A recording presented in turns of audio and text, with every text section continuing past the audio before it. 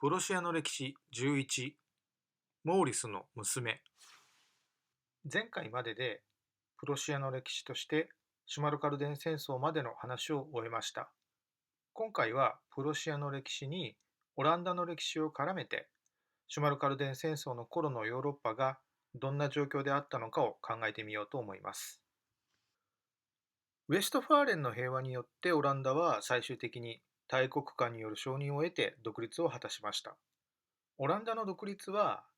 オランダをハプスブルク家のものではない、イングランドのものでもない、フランスのものでもない、どこの国のものでもない独立した国、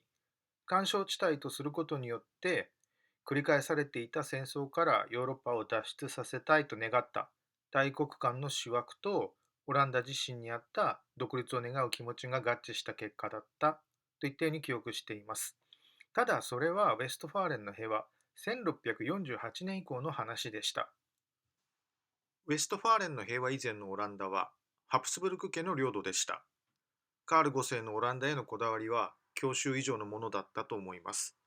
そのあたりについてはシュマルカルデン戦争の時に随分とお話をしました。ただこの頃、大航海時代が幕を開けたこの頃は、ハプスブルク家の安定的領有が揺らぎ始めていた頃だったと思います。ヨーロッパ最大の貿易拠点、ヨーロッパ最大の流通拠点、ヨーロッパ最大の金融拠点、オランダを何とか自分のものにしたい。その野心に基づいて様々な国々が動き始めていた頃でした。そんな野心を抱く者たちの中に、神聖ローマ帝国内の様々な諸侯も含まれていたようです。シュマルカルデン戦争について調べていて、わからなかったのはモーリスでした。モーリスの行動は常に謎だらけでした。カール5世、ハプスブルク家にオランダを手放す気がなかったのははっきりしていました。一方のモーリスはオランダをどうしたかったのでしょう。いくらできるだけ早くハプスブルク家との戦争を終わらせたかったとはいえ、ライン川西岸をフランスに渡してしまえば、オランダをフランスに取られてしまう可能性は高まったはずです。にもかかわらず、モーリスは自身がシュマルカルデン同盟の主導者となるや否や即座にフランスとシャンボール条約を結びました。モーリスさん、あなたはオランダをどうするつもりだったのですか？そう聞きたくなったわけです。モーリスがライン川西岸をフランスへ渡したことにより、ハプスブルク家はオランダへの陸路を断たれました。こちらのルートが使えなくなり、戦争中であってはこちらのルートも使えなかったわけです。残るルートはスペインからの海回りでしたが、ここもイングランド、フランスに封鎖されつつありました。フランスには頼らずにオランダとは陸路でつながっていたい。そのためにはアウグスブルクの兵はやむなし。そうハプスブルク家が判断したのもうなずけるような気がしました。一方、モーリスはオランダをどうしたかったのでしょう。シュマルカルデン戦争、シャンボール条約のみで判断するなら、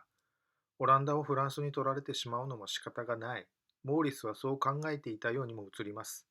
が、そうでもなかったようです。オランダの歴史の中にそのヒントのようなものがありました。ウィリアム・ザ・サイレント。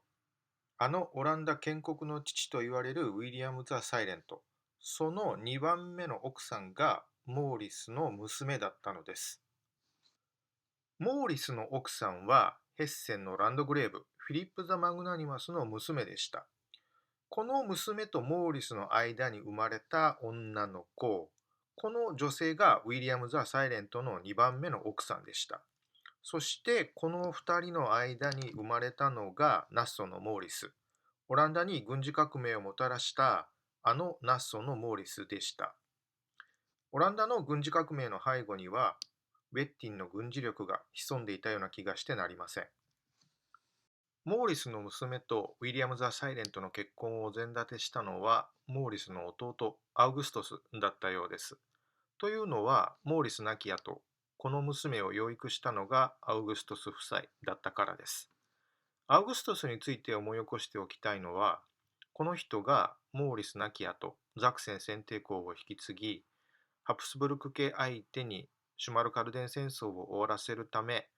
アウグスブルクの平和をまとめ上げた中心人物だったということです。この娘の結婚当時、モーリスはすでに孤児となっていましたから、モーリスにどのくらいその気があったかは分かりませんが、ウェッティン家にオランダへの野心があったのは確かなことだったと思われます。シュマルカルデン戦争、アウグスブルクの平和がヨーロッパに与えたインパクトは大きかったと思います。戦争の結果、ルター派容認を勝ち取ったシュマルカルデン同盟のように、自分たちもどうにかすればハプスブルク家から譲歩を引き出せるかもしれない。ハプスブルク家の周囲の諸侯や国々にはそういった機運が高まっていったように思えます。ハプスブルク家に傭兵として都合よく使われてきたスイスにも独立の機運が芽生えてきていました。なぜこうまでハプスブルク家は全面的に周囲を敵に回すことになってしまったのでしょうか。なぜハプスブルク家はヨーロッパ内のそこかしこで戦争しなければならなくなってしまったのでしょうか。これまでは大航海時代が神聖ローマ帝国の権威秩序崩壊をもたらした主な原因だったとして話を進めてきました。今回はそこにシュマルカルデン戦争を加えてその原因を探ってみようと思います。つまり大航海時代はヨーロッパ以外の土地、新たな領土獲得の可能性を秘めた船の技術革新、航海革命だったはずです。本来はヨーロッパ全体の利益を押し上げる歓迎すべき出来事だったはずなのに、なぜそれがヨーロッパローマカソリック社会の権威秩序の崩壊につながってしまったのでしょうか。それを考えてみようと思います。その理由として想像したのが、ハプスブルク家への過度の権力の集中、ハプスブルク家による過度の利益の独占でした。アウグスブルクの平和で、シュマルカルデン同盟内の利益はシュマルカルデン同盟の利益。このことをハプスブルク家に認めさせるのにさえ帝国会議は機能しませんでした。大きな犠牲を払って戦争しなかったことには、帝国会議の主要メンバーたちでさえ自分たちの利益を確保できなかったわけです。ハプスブルク家の独占支配とはそれほど強烈なものだったのではないでしょうか。帝国会議のメンバーでさえ自分の娘の誰かをハプスブルク家に嫁がせるか、ハプスブルク家に縁のある誰かを嫁にもらうかしなければ、領土や権利は保障されない。その土地の利益も保障されない。ハプスブルク家の独占支配とは、それほど熾烈を極めていたのではないでしょうか。帝国会議の主要メンバーたちにとってさえそんな状況だったわけです。イングランドやフランスにとってはそれ以下の状況だったと思われます。イングランドやフランスと利益を分け合うことなど、ハプスブルク家には別世界、新世界においても考えられない話だったのかもしれません。神聖ローマ帝国、ハプスブルク家は周りの国々すべてと戦争しなければならなくなっていました。その理由をハプスブルク家がすべての権力、すべての利益を独占しようとしたためだったと想像しました。オランダにおいてもハプスブルク家はすべてを独占しようとしていたようです。オランダにおいてもハプスブルク家はその周りの国々すべてと戦争しなければならなくなってしまったようです。オランダ自身にも独立を目指す気持ちが生まれていました。行き過ぎたハプスブルク家の独占支配がオランダに独立の道を選ばせたと言えるかもしれません。実際にはオランダは独立に手を貸してくれる相手を探していたという方が適切なのかもしれません。その相手の中にルター派の何がしやルター派の誰それが含まれていたのはハプスブルク家にとっては許し難いことだったはずです。ウェッティンとヘッセンの血筋を引く娘とウィリアム・ザ・サイレントの結婚がハプスブルク家を刺激したのは当然の結果だったと思います。ここまでの流れを大きな年表で振り返ります。ルターの95の論題の発表が1517年、カール5世が新しい王に選ばれたのが1519年、ルターが破門され、ウェッティンのフレデリック・ザ・ワイズにかくまわれたのが1521年、このルターの保護が1525年のクラクフ条約に結びつき、プロシア公国が誕生しました。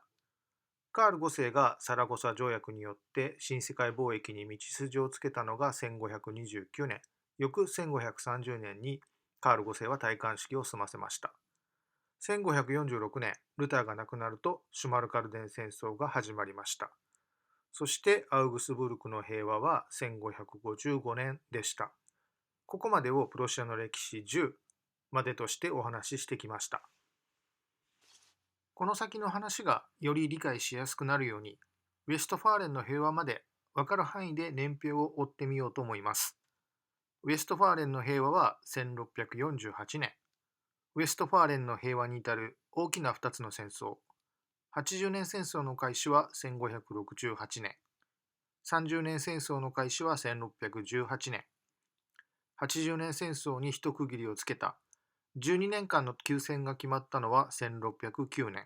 そしてこの同じ年、1609年にユーリヒ継承戦争が始まりました。今回は以上です。ありがとうございました。